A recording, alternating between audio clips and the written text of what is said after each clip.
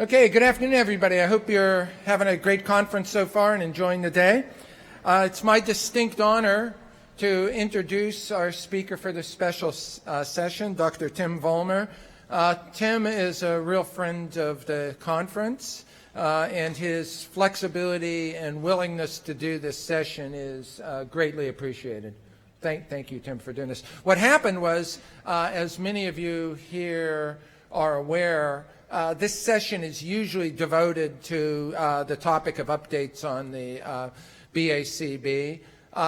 One of the issues is that their conference overlaps with our conference, and they are all, where are they, Tim? They're somewhere abroad, somewhere in the world, not here. And they were unable to get somebody this year. We're working on fixing that for next year so that we can provide some updates at that point. We did have an alternative speaker who had some personal issues that did not allow her to be here. So at that point, we were in a panic, and we asked Tim, and it's like asking Babe Ruth to step in and pinch hit. So it's a good thing. Thank you, Tim.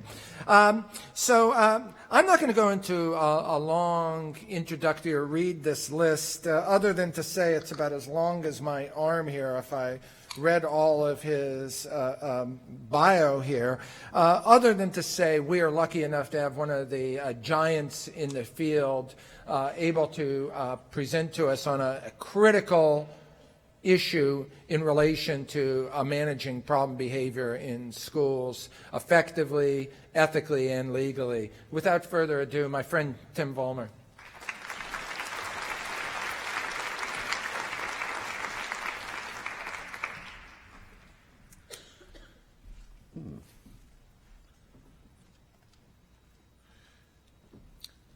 Well, thanks for attending, everyone. I realize it's been a long day of presentations, and I'm sure you weren't looking in your book thinking, I can't wait till 4:15 to hear about legal and ethical issues, but here we are.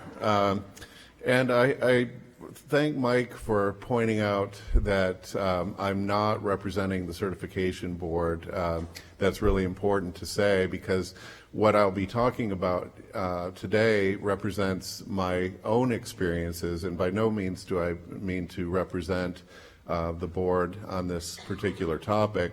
There are a few things about this presentation that are unusual for me. For those of you who know me or have seen me present previously, I typically present on my research and the research of my graduate students, postdocs, and colleagues, because that's typically what I do on a day-to-day basis. Is I'm an applied behavior analytic researcher.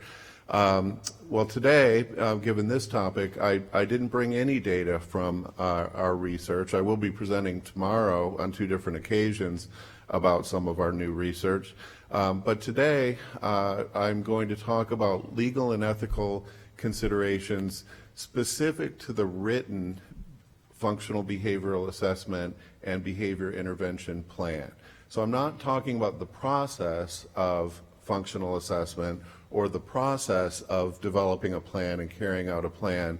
But my experiences over the years have led me to observe that there are some very important considerations for those of us in the field, working in schools, working in clinics, even if you are not an applied behavior analyst, if you're a teacher, if you're a school psychologist, if you're another professional who is involved in the functional behavioral assessment process, if you're a parent, there are things that you probably should be aware of. The next thing that I want to point out about why this is a little bit unusual for me as a presenter to be talking about is typically this topic would be handled by someone who is an active practitioner in the field. And here I am, a university professor at the University of Florida. I teach undergraduate students, graduate students. So why am I talking about this? Well, I think that there is a collection of pieces of my history that have led me to have some knowledge base about this topic. And those were not included in your handout if they were able to get the handout out. I don't know if they were, but hopefully you were able to receive it. But we literally started working on this about a week ago because of the factors that Mike mentioned with someone needing to bow out. But a couple of things that I didn't include relate to my background and why I might be in some ways uniquely situated to discuss these topics, even though it's not really a part of what you would think of as my everyday work. First, I was trained many, many years ago in the area of functional analysis and development of behavioral interventions in Brian Iwata's lab, shortly after he and his colleagues first really published and developed the functional analysis model that many of us know to this day. And after I graduated from Iwata's lab, I had three experiences that I think are quite diverse and maybe uniquely situated me to understand some of the dynamics of different contexts in which behavior analysts and other professionals might be working. First, I was hired at Louisiana State University, and I was working in their school psychology program. At the time of my career, I really didn't know what school psychology was, but they hired me, and so what I decided to do was functional assessments and behavioral interventions in the schools. So I got to understand and know what teachers go through, what principals are going through, what other professionals are doing in the schools, and I did that for 4 years. Then I was recruited away to this state, where I worked at the University of Pennsylvania in the medical school for 2 years. And in that context, I came into contact with individuals with the most severe forms of behavior disorders that you can imagine. Very, very severe self-injury, very, very severe aggression, pica or eating of inedible objects, all sorts of very dangerous types of behavior. And many of those individuals had been through the gamut of services in their home schools and in their home districts prior to becoming hospitalized. Subsequently, I moved back to the University of Florida where I had gone to graduate school, and I've been back there for about 21 years now. And during that time, I have worked in the local school districts. I've worked with autism clinics and served as a consultant and conducted my research in those settings.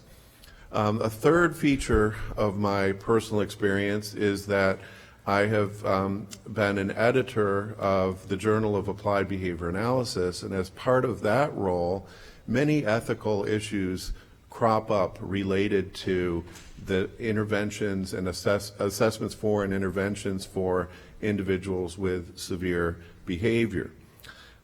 Moving on, I have also been involved in numerous professional organizations, such as the Florida Association for Behavior Analysis. I've been on the ABA Council, and I've been on the Society for the Experimental Analysis of Behavior board of directors. Now, I'm not saying this in any way to try to toot my horn, but what I'm trying to do is contextualize some of my experiences. So, for example, when I was on the ABA Council, I spearheaded the special committee on seclusion and restraint, wherein I had to learn just about every state law that was under consideration for the use of seclusion and restraint for individuals with intellectual disabilities and autism. I have also, during my career, consulted with dozens of school districts, sometimes at the state level, from the level of the state departments of education, and had to help them interpret and guide their own development of ethical and legal principles specific to functional behavioral assessments and written behavior intervention plans.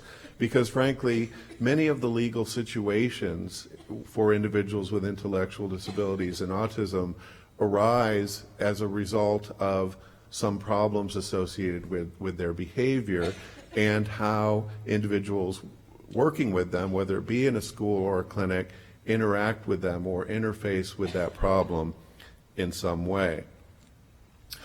And I think because of all of those experiences, the part of my professional experience that I like the least has cropped up, and that is I have been asked to serve as either a consultant or an expert witness on numerous cases that involve legal and ethical issues specific to the written behavior intervention plan and the written functional behavior assessment.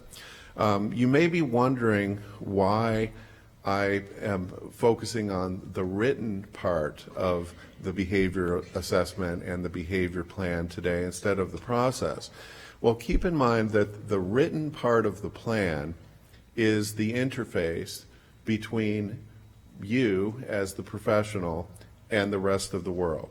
You may know exactly what you are doing in terms of an assessment and a behavior intervention plan for your student, for your client, but that doesn't mean anyone else knows what you're doing. The only way they can get any idea of what you are doing is to read specific documents. And the specific documents that they'll read, and it's different in different states, sometimes it's one document, sometimes it's two, but what they will have access to is the written part of the assessment, what you describe as part of the assessment, and the written plan. So it's very important that you document thoroughly what it is that you are doing, how you came to do it, and the logic that you had in so doing. So the objectives for this presentation are listed here. One, I'd like you to be able to describe some of the legal risks that are associated with working in the populations that most of us are associated with. I also would like you to be able to leave here being able to construct a checklist for yourself so that you can sort of guide yourself through the written behavioral assessment process and guide yourself through the written behavior intervention plan process in a way that is legally sound and ethically sound.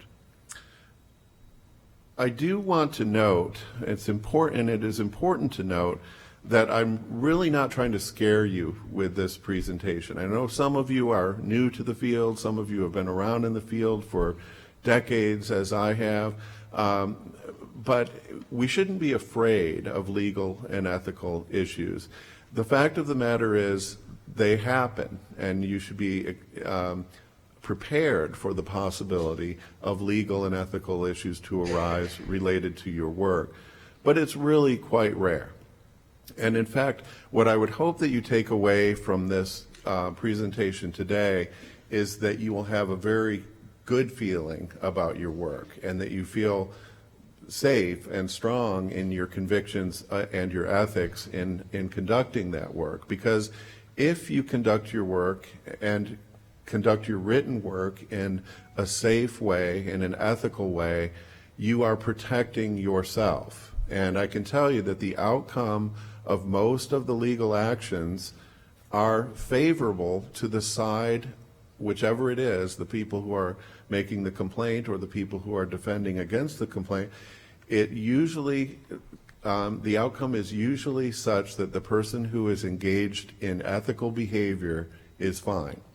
And so as long as we understand what the ethical considerations are and the legal considerations are, then I think we will all be okay. So why is it that we as professionals in this community are at risk of legal action? Well, let me review what I mean by the word risk. Many of you are aware probably of risk factors such as in medical research or in medical practice where you may have certain risk factors for a particular medical disorder such as being overweight might put us at risk for heart disease, or cigarette smoking might put us at risk for lung disease, and so on. And so when the term risk is used in that context, it just means elevated probability. It doesn't mean that it's going to happen. You're not necessarily going to have a heart attack if you're overweight. You're not necessarily going to develop lung cancer if you smoke cigarettes, but you're at elevated risk. Well, we have chosen a profession, I think everyone in this room, although some are probably parents and some are probably individuals who we serve, but we've all chosen a life or are involved in a life where we are in some way at risk, elevated probability of some kind of legal action occurring. Why is that? Well, by virtue of the profession we have chosen, many of us work with children. Just being a professional working with children puts you at elevated risk of legal action. So if you are someone who goes around cleaning streets in your community with a street cleaner, you are at less risk than an individual who, let's say, is a preschool teacher, just by virtue of the fact that that professional is working with children. Working with children and individuals, for that matter, with autism spectrum disorders elevates the risk just a notch more. Why? Because many individuals with autism spectrum disorders cannot necessarily tell us when something bad is happening to them. Or if they tell us, maybe people don't understand the way they're telling us. So there is a watchful eye, and appropriately so, over their well-being from members of our culture. Further, many of us work with individuals who at times display problem behavior. And the problem behavior is such that it sometimes results in injury to self or others. So if you are now working with children, some of whom have autism spectrum disorders or intellectual disabilities, and they display behavior that may produce harm to themselves or to others, you are at further elevated risk of legal action being taken in some way.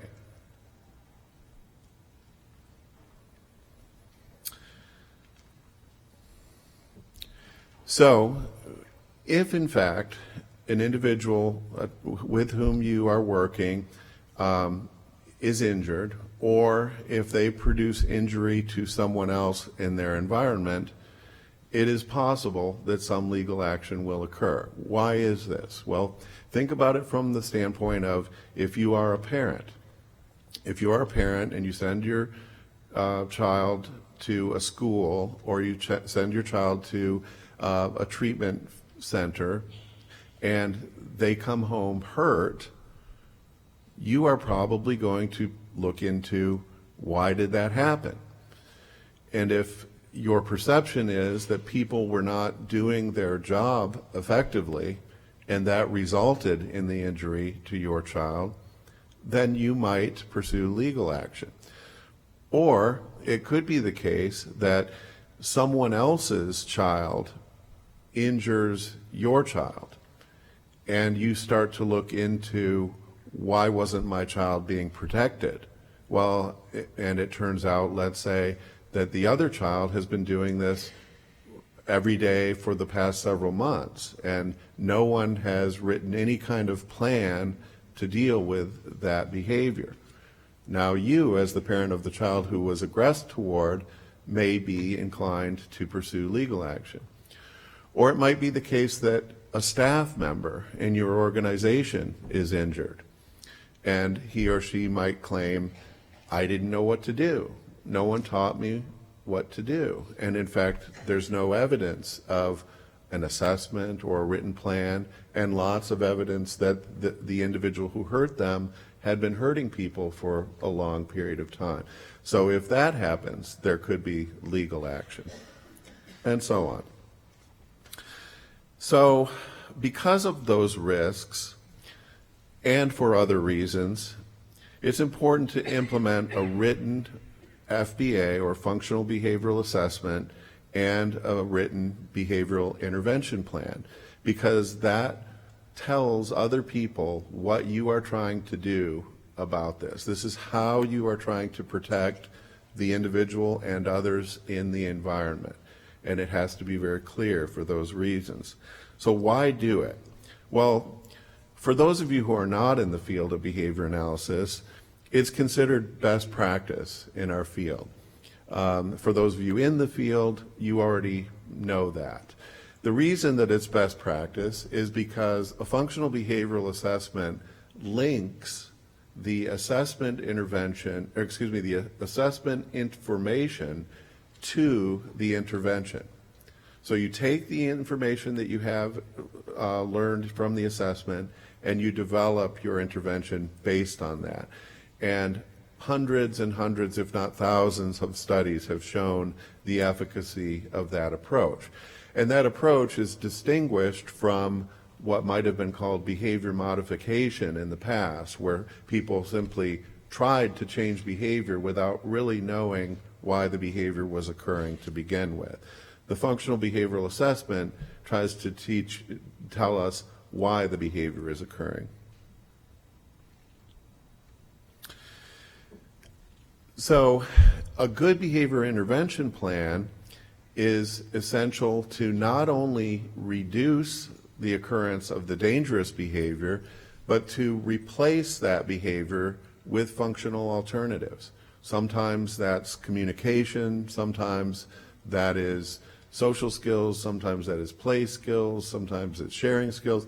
The list goes on, but the idea is that we try to strengthen or reinforce some alternative behavior while we're decreasing the problem behavior. So that's an important feature of that process.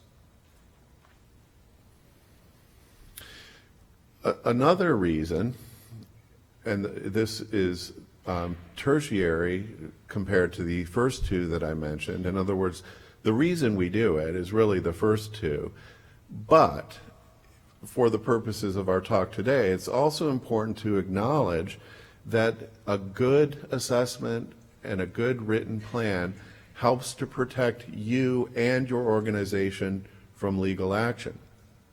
So if you do this well and someone accuses you of doing something incorrectly or that produced harm to an individual, you have evidence to say, this is what I was trying to do. None of us are perfect. Our physicians cannot give us miracle cures if we have terminal cancer. So no one is expecting that all behavior problems can be effectively treated in the context in which they occur, but we have to show that we know how to try, or that we're making reasonable steps to do that.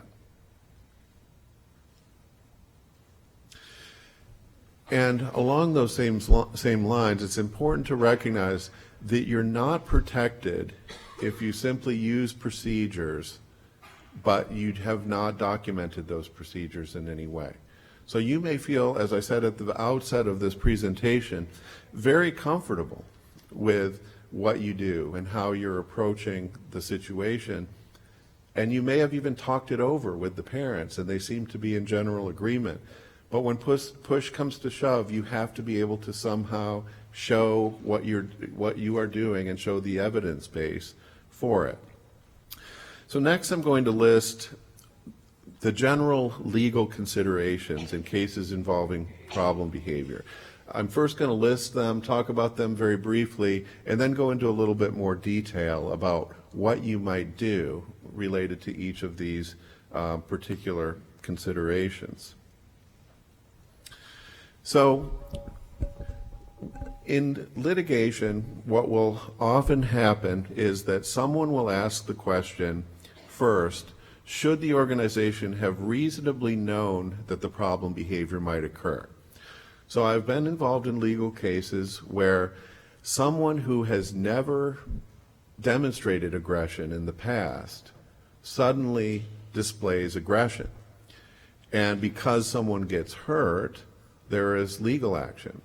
Well, if the organization can demonstrate we had no good reason to believe this would ever happen, then you could not be expected to have developed an assessment and a plan for that. So I'm going to come back to that, because the inverse is also true, and that is that if this behavior has happened repeatedly, you should have known to take measures to try to protect the individual and others in the environment.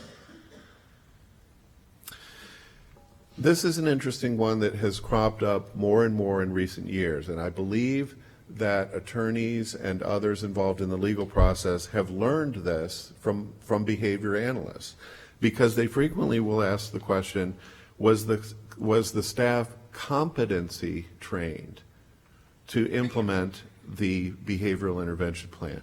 And the word competency is in there. So they're not asking, were the staff trained? They don't want to see a document that someone stood up and talked to the staff about what to do. They want to see evidence that the staff were taught to do it to competency. The only way I can think of that has entered into the legal discussion is through applied behavior analysis, because of course that's what we do with behavioral skills training, right?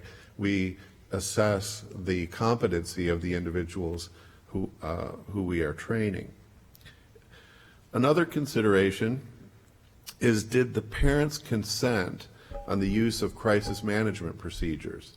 So most centers, school districts, states, whatever, have adopted some form of crisis management procedure. And there are various ones. I won't even try to list all the ones that are out there.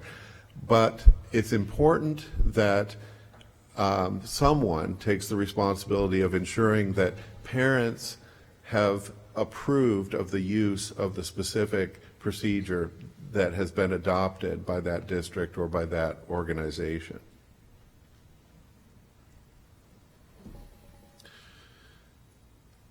Next, in a legal situation, they will get to the question, if all of those three things were taken care of above, was a proper assessment conducted? So in other words, you know that this behavior has occurred before, you've taught the staff what to do, but did you actually do an assessment that is considered evidence-based and based on the principles of behavior analysis? And if so, did you develop a proper behavior intervention plan, and was it implemented properly? So I talked about staff being competency trained for the crisis management procedures.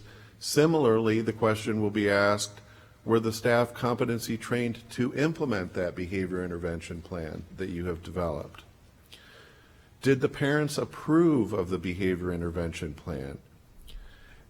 I have now even heard the question, was the behavior intervention plan peer reviewed?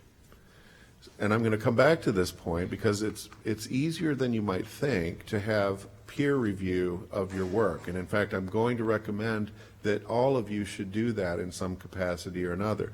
You don't want to be a lone ranger in the development of a behavior intervention plan, because then it's all on you. This is what you decided to do. But if a body of your peers helps review it and make suggestions, then it's much easier in a legal situation to say, not only did I follow best practices, I checked in with some of my peers, they reviewed it, and they agreed that these were best practices. Under those circumstances, you are nicely protected against litigation. And then finally, did anyone deviate from the behavior intervention plan in the case of injury? So now we're talking about checks and balances on procedural integrity. You can have everything nicely written and nicely planned out, but do you have a system in place to ensure that people are following the plan and doing what they're supposed to do? Okay, so let's look a little bit more specifically at that checklist. So the first one that I asked is, should the organization have reasonably known the behavior might occur? The short answer is, if the behavior has occurred previously, the answer is yes. Okay, so if the behavior has happened previously, you should probably be at least on guard about the necessity of doing a good behavioral assessment and behavior intervention plan. And there's no make or break point here, but the general rule of thumb is that the more the behavior has occurred previously, the more that preventive measures should have been put in place, such as an FBA and a BIP. So if it's been happening a lot, the flags should be waving, and you should know that for this individual, we probably need to do something. Similarly, if the behavior has previously required some kind of restraining, then most likely an FBA or a BIP should be developed.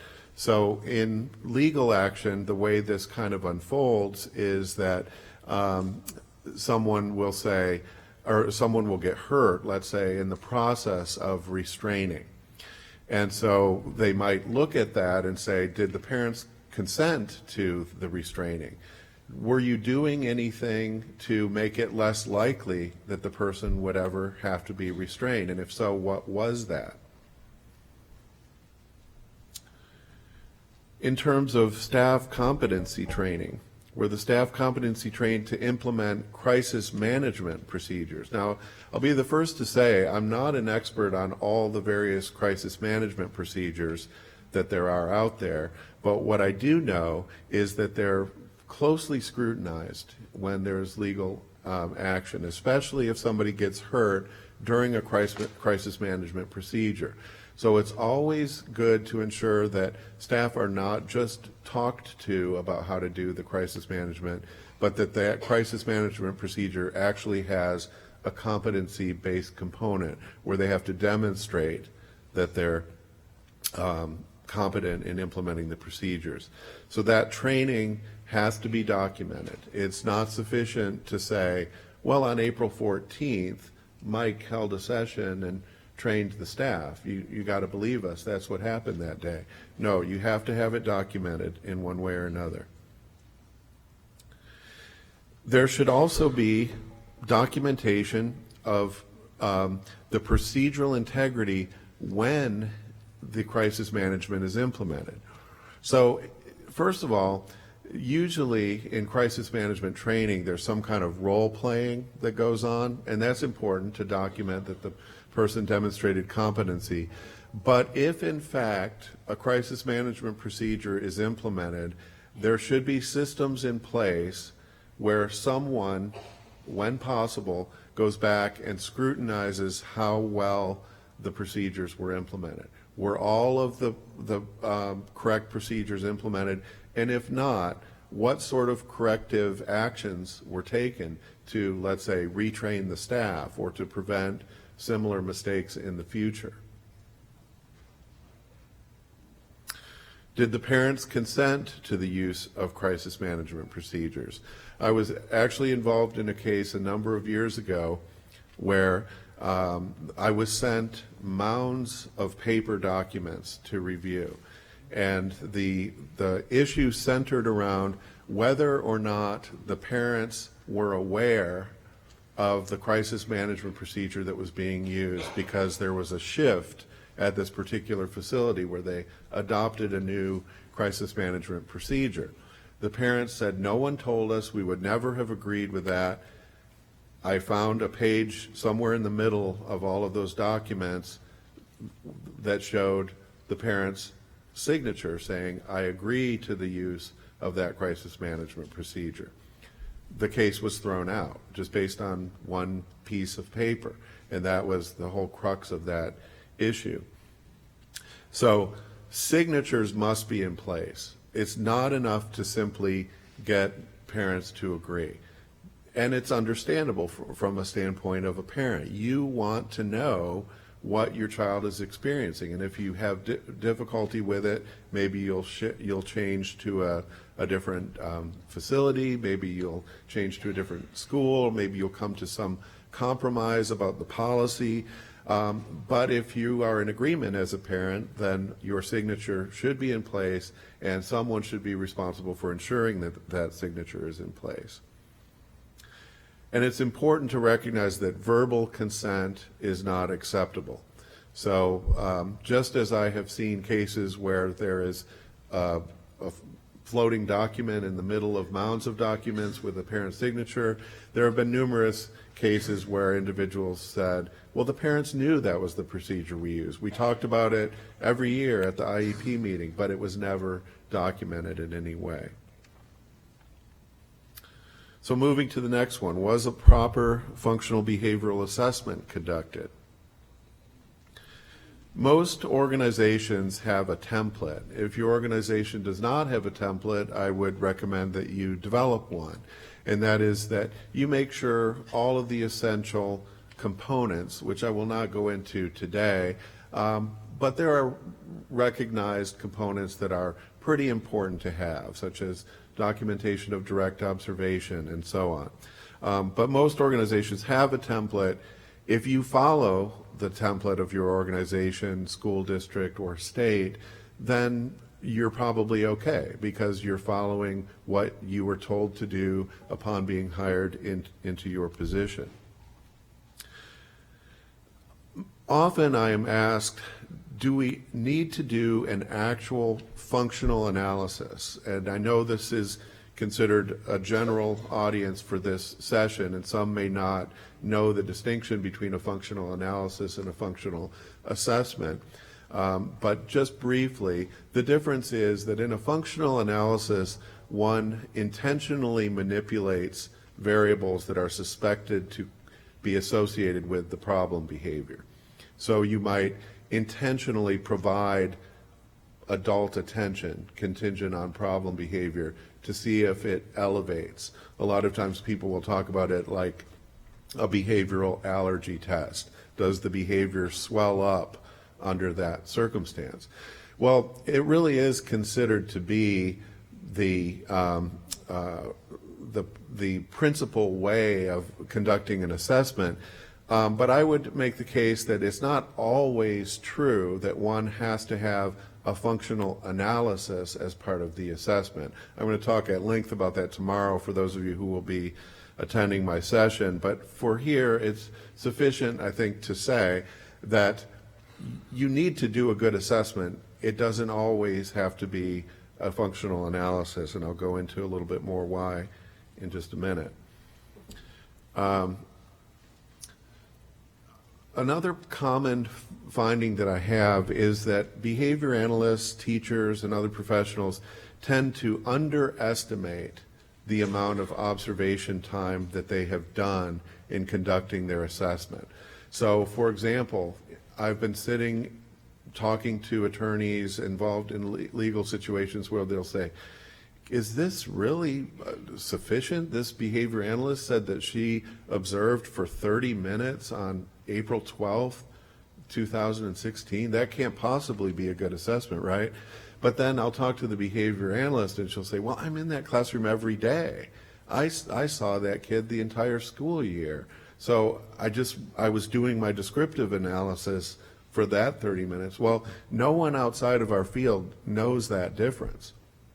You should probably put, I have been in the classroom with this child for approximately 80 hours, and I have witnessed approximately X occurrences of the target behavior I am assessing. And this is typically what happened. So people do not generally give themselves enough credit. So what I always encourage people to do on their assessment is just talk about all the times that you've seen the kid, because all of that goes into your assessment process and your hypothesis development about why the behavior is occurring. People often ask about, well, should I use checklists, questionnaires, things like that, because the research literature shows they're not always that reliable. Well, there's a couple reasons that I think they could be valuable. One is that often questionnaires get a discussion going. So if you're talking to someone who is not a behavior analyst, you start to generate a conversation like, oh, I have seen it when I start giving him instructional demands or something like that. But another reason from a legal standpoint is that, strange as it may seem, people like to pull something out of a file and say, this, click, is an assessment, and there it is. Or at least pull it up on the computer and say, here is an assessment. They don't necessarily understand the process of observing, recording, perhaps conducting a functional analysis. So the more sort of tangible components you have to the assessment, the better off it is in that sense. So let me go back to the topic of functional analysis for a moment. For those of you who know my research, it may surprise you to hear me say that a functional analysis is not always required. The obvious pro for a functional analysis, it is considered the gold standard in our field, and it's the only real way to show cause and effect relations between things that are happening in the individual's environment and their behavior. But it's important to recognize that a lot of the research that is done on functional analysis with severe problem behavior, like severe self-injury, severe aggression, is done in highly controlled medical settings where the behavior analyst has a nurse or a physician that he or she can call for assistance when necessary. Sometimes in a school setting, you as a behavior analyst without any medical collaborators should not actually be making the behavior happen, because even one instance of it might produce injury to that person or to someone else. So even though our literature seems to clearly support functional analysis as a gold standard, there may be a different setting than the one you're in where that might need to be done for a particular individual.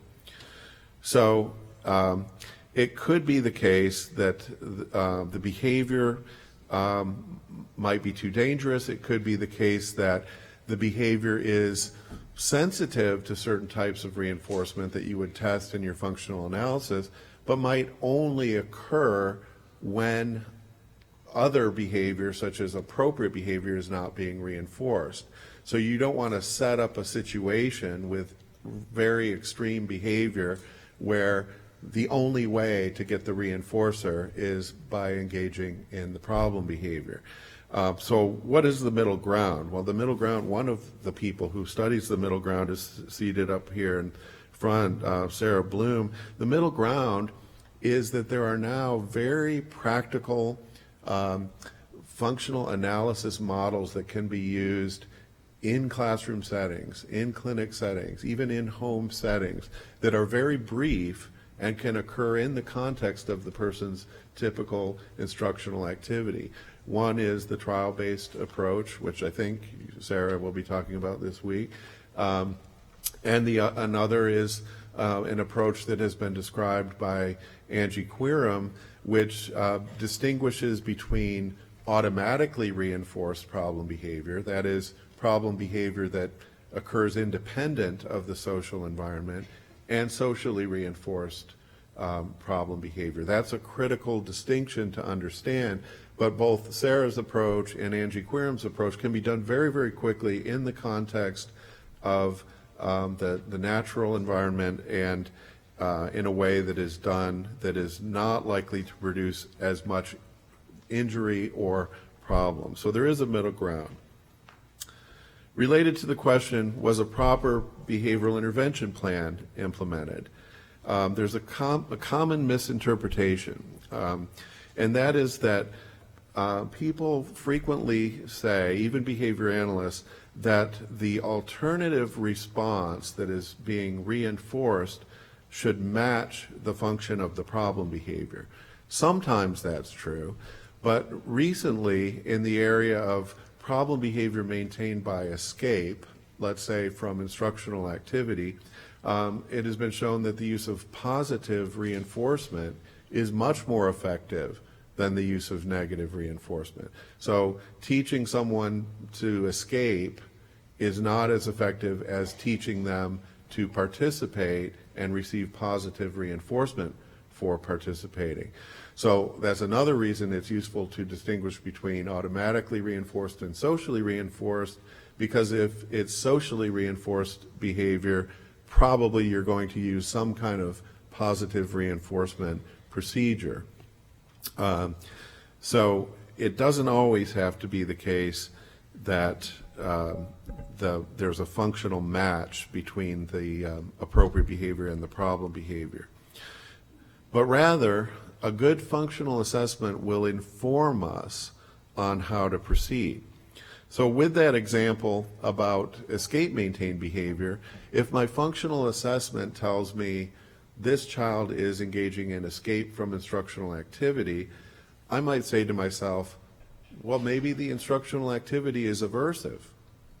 Why would I want instructional activity to be aversive? So I'm going to change the way I'm presenting instruction, and I'm going to use a lot of positive reinforcement so that they don't try to escape. So that's still linking the assessment to the treatment, but I'm not teaching them to say, break please, or something like that. Because if I'm teaching them to say, break please, I'm acknowledging they don't like my instruction and that they shouldn't like my instruction. I want them to participate in the instruction. I want them to come to me, not move away from me. So that gets a little more into the logic of intervention than I had intended, but my point is a good behavior intervention plan doesn't necessarily have to be a point-to-point match between the assessment and the intervention. And it's always important to show that you have data through which you are constantly monitoring the efficacy of your intervention. Because we have all had intervention plans that are ineffective. We have to assume that's going to happen sometimes, but the only way we know they're ineffective or effective is through the analysis of our data. So it's very critical that you are able to produce data supporting or not supporting the use of the plan that you have developed. So back to the competency training, this time about the implementation of the BIP. There needs to be documentation showing that there was implementation of the procedure and that the staff had learned to implement the procedure. But importantly, there must be ongoing data relating to procedural integrity and to show data reliability. So best practices are such that someone, probably a behavior analyst, should from time to time observe the implementation of the procedure and ensure that it's being done correctly. What I often hear is people will say, but his aggression only occurs about once a month, so I'll never see it. How could I possibly be there at the right time?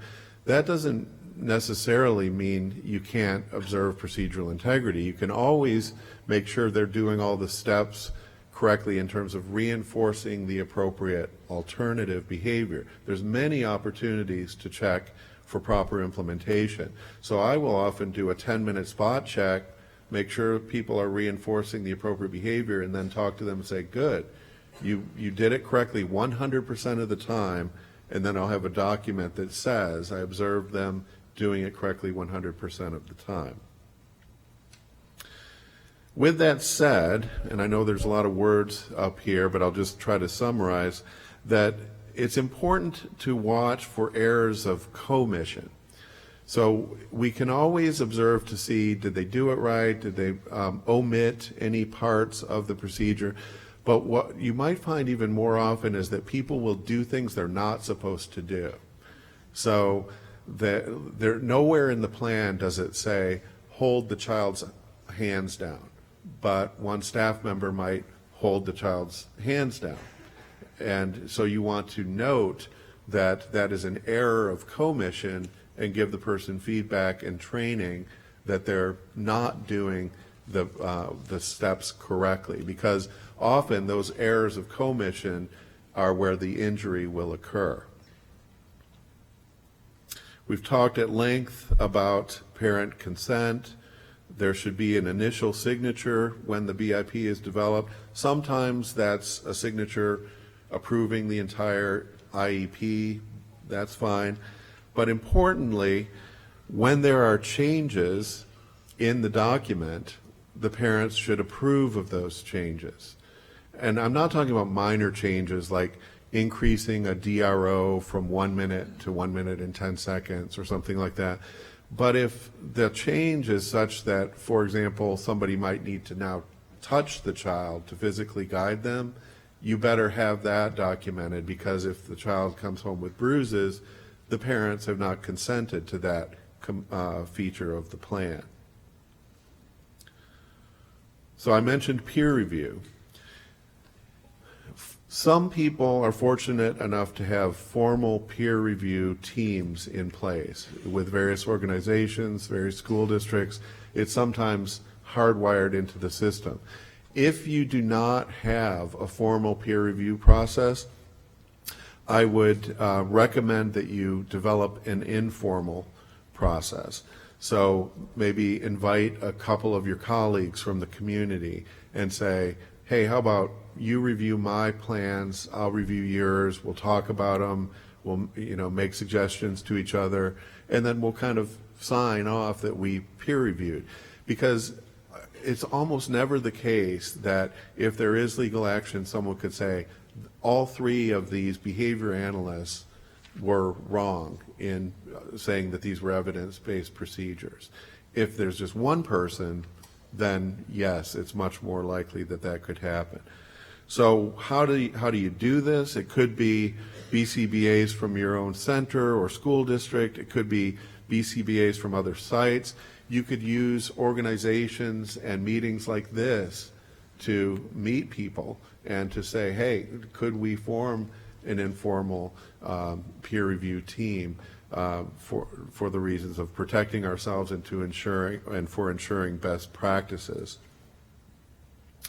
And I recommend having a space for signatures for the peer review to show a group of people has reviewed this particular document. And the bottom line to that is, as I said, you do not want to be a lone ranger when it comes to serious problem behavior. If you're dealing with someone with severe self-injury, severe aggression, you want to make sure the procedures you're using are evidence-based, solid, and that other people agree that they are evidence-based and solid. Does anyone deviate from the plan? We talked about that. But also errors of omission do occur. They might not provide a component of the intervention that they should have. So they might forget to reinforce the appropriate behavior. You'd want to check that and give them feedback on that. And always have a plan in place written on the BIP itself saying what you will do to monitor this and to correct it if errors happen. Now, if you did get the packet, if not, we'll make sure it's online. I included some examples of risk evaluations that you might find helpful. I won't go through them all here today, but this is a way of scoring different topographies of behavior by rate and intensity. We're currently evaluating this for utility at the University of Florida. But sometimes it's the case that very low rate aggression gets on your radar screen because it's very intense.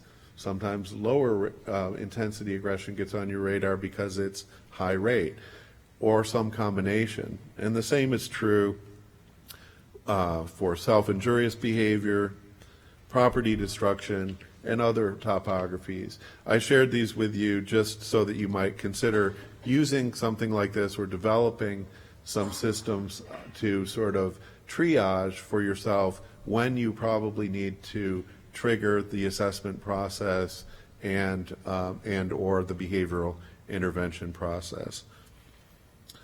So in summary, we as professionals and organizations are at some elevated risk for legal action.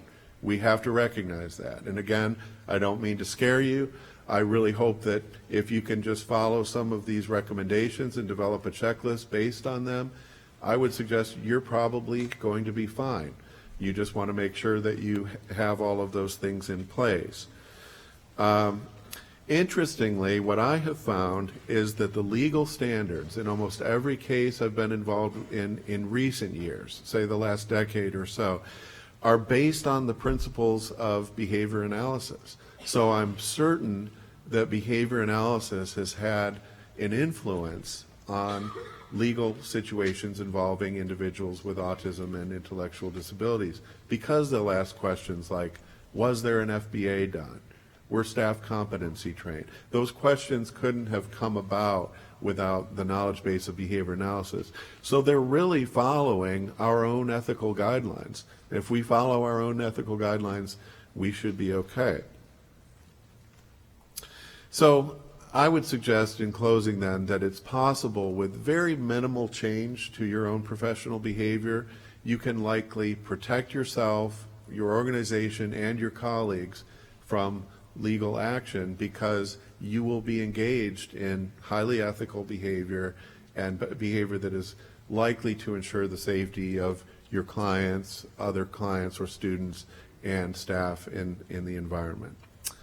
So with that, I will close, and thank you again for staying into the late afternoon like you have today. Any announcements? Announcements? Yeah. Okay.